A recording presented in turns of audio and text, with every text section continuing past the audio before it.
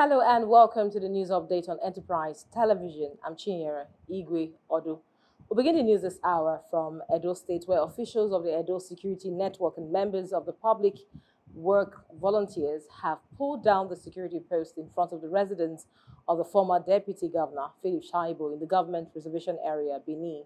Shaibu was impeached by the Edo State House of Assembly last Monday over allegations of leaking official secrets and perjury.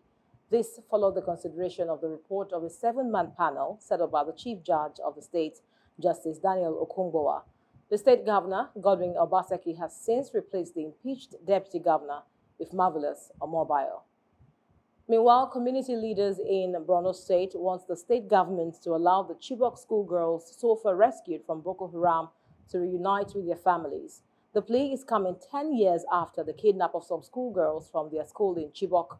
The Kibaku community made the demand at a press conference held in the Unity Fountain in Abuja on Sunday in commemoration of the 10th anniversary of the abduction of the Chibok schoolgirls in April 2014. On the 9th of April 2014, some 276 female students of the government girls secondary school Chibok, Borno State, aged between 16 and 18, and mostly Christians, were kidnapped by the fundamentalist group Boko Haram. Before the raid, the school had been closed for 4 weeks due to the deteriorating security, but the girls were in school to take their final exams in physics. A few hours before the raid, residents of Chibok reportedly received phone calls from neighboring villages warning of the incoming attack as they cited convoys containing armed insurgents driving in the direction of the town. The terrorists reportedly broke into the school dressed in military camouflage and pretended to be soldiers of the Nigerian armed forces. Meanwhile, the fight against illegal refineries in the South may be far from over, as operations conducted by the air component of Operation Delta Safe have led to the destruction of 7 illegal refining sites at the different locations in Rivers State.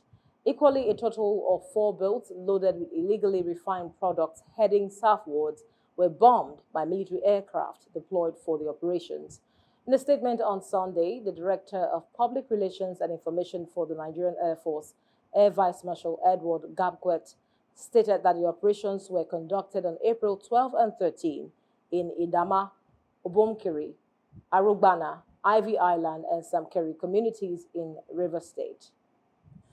In Oyo State now, following the recent attack on the Oyo State Government House, government and security agencies in the southwest have beefed up security around government structures and institutions with machinery to forestall the breakdown of law and order by any group forcing an agenda on the state.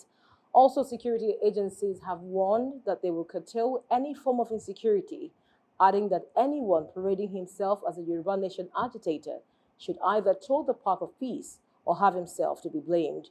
The warning by the Southwest government and the police came on the heels of an attempt on Saturday by separatist Yoruba Nation agitators to take over the Oyo State Government Secretariat Agodi, Ibadan. According to reports, the agitators dressed in army camouflage and armed with rifles attempted to hoist their flag on the premises of the Oyo State House of Assembly. The attempt was foiled by security agencies with 20 of the agitators arrested. So some business news, Nigerians have been thrown into darkness as the nation's power grid experienced another collapse in the early hours of Monday, April 15, 2024. The grid recorded an unprecedented 0 megawatts at the time and is currently generating a mega 52.3 megawatts around 7:10 a.m. the same day. The consequences of these blackouts were felt nationwide as electricity distribution companies DISCOs struggled to cope with the sudden and prolonged outage. Many parts of the country have been plunged into darkness for more than 10 hours as the grid is yet to come into full recovery. Donald Trump will set foot in New York courthouse on Monday and become the first former U.S. president to stand trial in the criminal case. He's accused of falsifying his business records to disguise a hush money payment made to Stormy Daniels, a former adult film star, shortly before the 2016 election. 77-year-old Trump faces a maximum of 4 years in jail if convicted, but could avoid jail time and be fined instead. He has pleaded not guilty. Trump's historic trial would take place against the backdrop of his presidential campaign and could ultimately see the presumptive Republican nominee become a convicted felon months before voters head to the polls in November.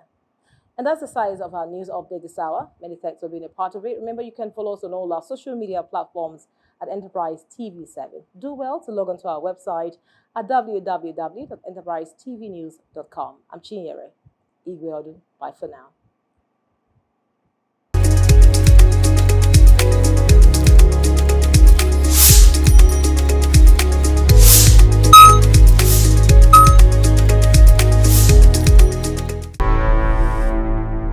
Enterprise TV, a tradition of truth.